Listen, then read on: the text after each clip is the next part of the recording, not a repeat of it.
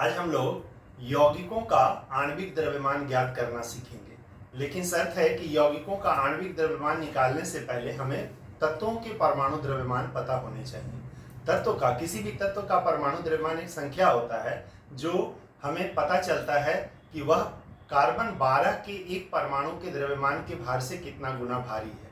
कुछ तत्वों के परमाणु द्रव्यमान जो बेसिक हैं, जो अधिकांशतः उपयोग में आते हैं, वो हमें याद कर लेने चाहिए, और बाकी अगर बड़े सवाल बनाते हैं तो वहां पे परमाणु द्रव्यमान दिया होता है। तो जैसे कि हम लोग परमाणु द्रव्यमान लिखेंगे तो हाइड्रोजन का परमाणु द्रव्यमान 1 होता है, ये तत्व हैं, और इधर हम परमाणु द्रव्यमान लिखते हैं। हीलियम का परमाणु द्रव्यमान 4 ग्राम होता है, कार्बन का परमाणु द्रव्यमान 12 होता है, नाइट्रोजन का परमाणु द्रव्यमान 14 होता है, ऑक्सीजन का परमाणु द्रव्यमान 16 होता है, सोडियम का परमाणु द्रव्यमान 23 होता है, मैग्नीशियम का परमाणु द्रव्यमान 24 होता है, उसी तरह से एल्यूमिनियम का परमाणु द्रव्यमान 27 होता है, फास्फोरस का परमाणु द्रव्यमान 31 होता है, ऑक्सीजन का परमाणु द्रव्यमान 32 होता है, क्लोरीन परमाणु का परमाणु द्रव्यमान 35.5 होता है, पोटेशियम का परमाणु द्रव्यमान 39 होता है, कैल्शियम का परमाणु द्रव्यमान 40 होता है। तो परमाणु संख्या 1 से 20 तक के जो तत्व हैं उनमें ये कुछ प्रमुख तत्व हैं जिनका बहुत आयत उपयोग हम हाई स्कूल स्तर तक करते हैं। तो ये परमाणु द्रव्यमान हमें याद रखना चाहिए ताकि हम आणविक द्रव्यमान आसानी से निकाल सकें। अब हम यौगिकों का आणविक द्रव्यमान निकालेंगे। तो जैसे कि हम एक उदाहरण लेते हैं, जल H2O का आणविक द्रव्यमान।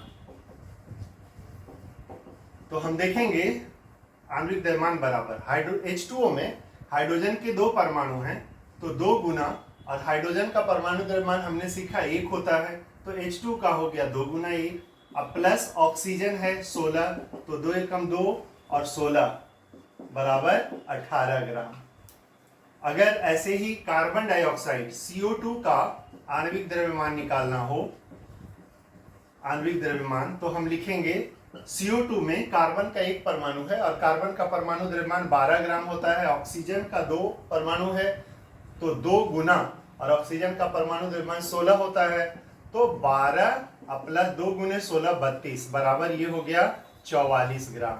इसी तरह से 1-2 और हम लोग उदाहरण लिखते हैं। अमोनिया NH3 है, इसका परमाणु द्रव्यमान NH3 का आणविक द्रव्यमान तो हम देखेंगे कि नाइट्रोजन का 1 परमाणु है जिसका परमाणु द्रव्यमान 14 होता है, प्लस हाइड्रोजन के 3 परमाणु है, 3 गुना 1, तो 14 प्लस 3 बराबर 17 ग्राम। कुछ बड़े यौगिक ले लेते हैं, जैसे कैल्शियम कार्बोनेट COCl3 का आणविक द्रव्यमान।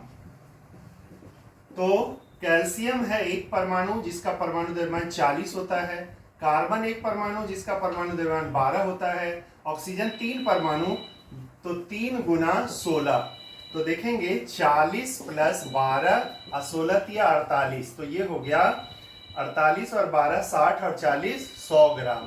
तो ये 100 ग्राम कैल्शियम कार्बोनेट का आणविक द्रव्यमान। कैल्शियम हाइड्रोक्साइड CaOH2 का आणविक द्रव्यमान अगर निकालना है तो हम इसे कैसे निकालेंगे। तो आप देखिए, कैल्शियम हाइड्रोक्साइड में कैल्शियम का 1 परमाणु है और उसका परमाणु द्रव्यमान होता है 40, प्लस ये हाइड्रोक्साइड आयन जो है ये एक साथ है, तो ये जो 2 लगा है ना, ये 2 पूरे हाइड्रोक्साइड आयन का, अर्थात ऑक्सीजन के 2 परमाणु और हाइड्रोजन के 2 परमाणु, तो इसे हम अलग से निकालेंगे। तो ये 2 हम आगे लिख लेते हैं, 2 गुना, और ब्रैकेट में जो आयन है इसका हम एक साथ द्रव्यमान निकालते हैं। तो ऑक्सीजन का 1 परमाणु का हुआ 16 और हाइड्रोजन का हुआ 1, तो ये हुआ 40 प्लस 2 और गुने 16 1 17, तो 40 और 17 दूनी 34, तो बराबर हो गया 4 4 3 7 74 ग्राम।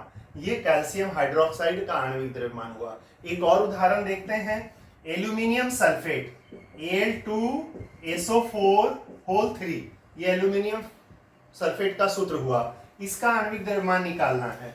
तो हम देखेंगे एल्यूमिनियम का 2 परमाणु है तो 2 गुना 27, एल्यूमिनियम का परमाणु द्रव्यमान 27 होता है, प्लस ये सल्फेट आयन है और इसके 3 अणु हैं, 3 भाग हैं, तो ये 3 यहाँ गुना करेंगे और गुना SO4 का अलग से निकाल लेंगे। इसका सल्फर का होता है 32 और प्लस ऑक्सीजन 4 परमाणु है तो 4 गुना 16, तो 27 दूनी 54 ग्राम हुआ प्लस 3 और ब्रैकेट में ये 32 प्लस 16 चौके 64, तो ये हो गया 54 प्लस 3 अगुने 4 2 6 और 6 3 9 96, तो 54 प्लस 3 से गुना करेंगे 3 6 18, 3 9 27 और 1 28, जोड़ देंगे तो 8 4 12, 8 1 9 और 5 14 और 1 2 3 342 ग्राम।